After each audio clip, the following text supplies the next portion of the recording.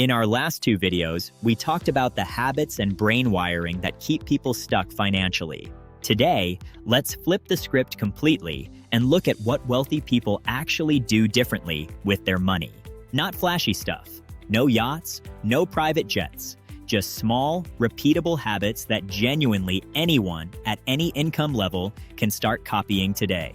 Let's get into it. The first thing is something often called paying yourself first. Most people pay everyone else first. Rent, bills, subscriptions, takeout, and save whatever happens to be left over at the end of the month. For most people, that leftover amount is zero, or worse, they're spending more than they earn, quietly going backward every single month. Wealthy people tend to flip this order. The moment income arrives, a percentage goes straight into savings or investments, automatically, before it ever touches a spending account. The number itself matters less than the habit, though most who take this seriously treat 10% as the floor, not the goal, and send it to an account they never touch for spending, only for growing. We'll go deeper on exactly how to set this up in a future video. For now, the rest of life simply adjusts around what remains. How anyone can start. Set up an automatic transfer for the day your paycheck lands. Even if it's just $20 to start, the amount matters far less than building the system. The second habit is thinking clearly about assets versus liabilities, and this isn't just an accounting term. An asset is something that puts money into your pocket over time. A liability is something that takes money out. The tricky part is that many things marketed as investments, like a new car, a bigger house than you need, or the latest gadgets, are actually liabilities, because they cost money to maintain and lose value over time. A new car, for example, often loses a meaningful chunk of its value the moment you drive it off the lot, before you've even made a single payment. Wealthy people don't avoid spending money, but before a big purchase, they ask, is this going to put money in my pocket or take it out over the next 5 years? How anyone can start. Before your next big purchase, simply ask that question out loud. It won't stop every purchase, but it'll make the decision conscious instead of automatic. The third habit is a shift in focus, from cutting expenses to growing income. Budgeting and cutting costs absolutely matters, especially early on. But there's a ceiling to how much you can cut. You can only get expenses to zero. There's no ceiling on how much you can earn. Wealthy people tend to treat their own skills and earning potential as the highest leverage investment available. Learning new skills, taking on side projects, or building things that can eventually earn without their direct time. How anyone can start. Pick one skill that could realistically increase your income, even slightly, and spend just 30 minutes a week building it. Compounding applies to skills too, not just money. The fourth habit is understanding the difference between good debt and bad debt, because not all debt is created equal, even though it can feel that way when you're paying it off.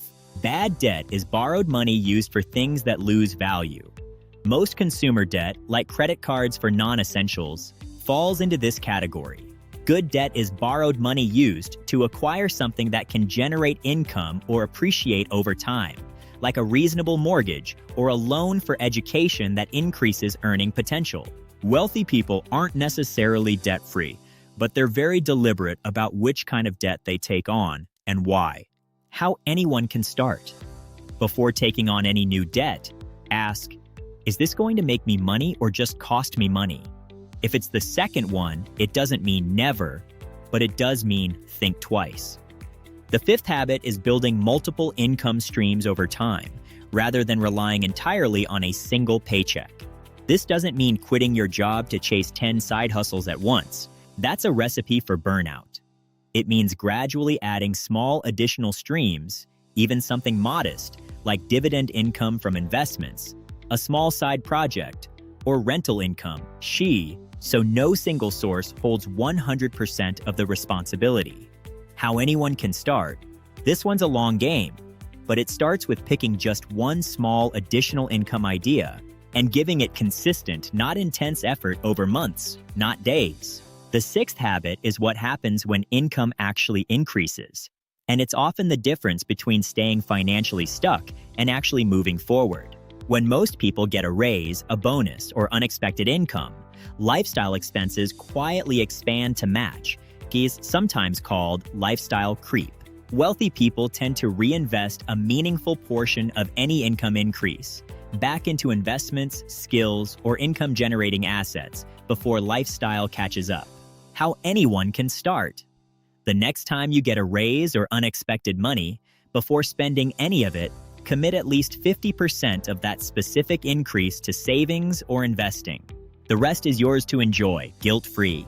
And the seventh and final habit, surrounding themselves with people who think bigger.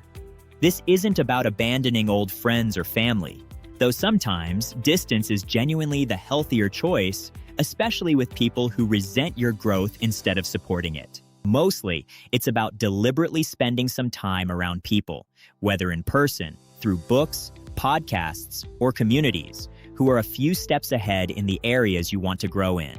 Mindsets, habits, and even opportunities tend to spread through proximity.